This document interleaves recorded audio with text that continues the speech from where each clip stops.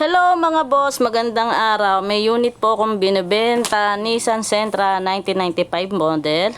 So color black and shiny paint. And then good running condition po to. 1.3 16 bulb. So ito po yung paint po niya kapag malapitan. So ayan po. And then dito sa may baba ng headlight.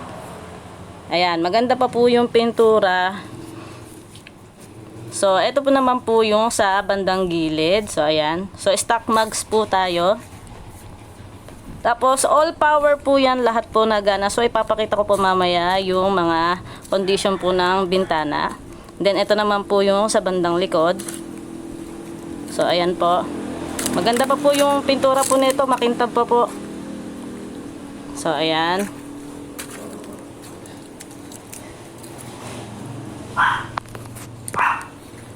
So, ito po naman yung interior po. So, ayan. And then, yung mga upuan po nito, maayos pa rin po. So, ipapakita ko na lang po sa picture. And then, ayan po. And then, meron din po tong dashcam. Ayan. So, ayan po yung interior po niya sa loob. Maayos pa po to. So, ito naman po yung condition ng mga window. So, ayan po. So, bababa natin yung sa driver seat. So, ayan. And then, doon naman tayo sa kabila.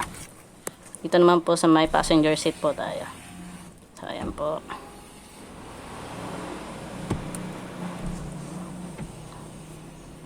Alright, dito sa kabila. And also dito naman sa kabila. Sa isa pa. Okay, last na po yan. So, ayan po. So, registered till September 2024.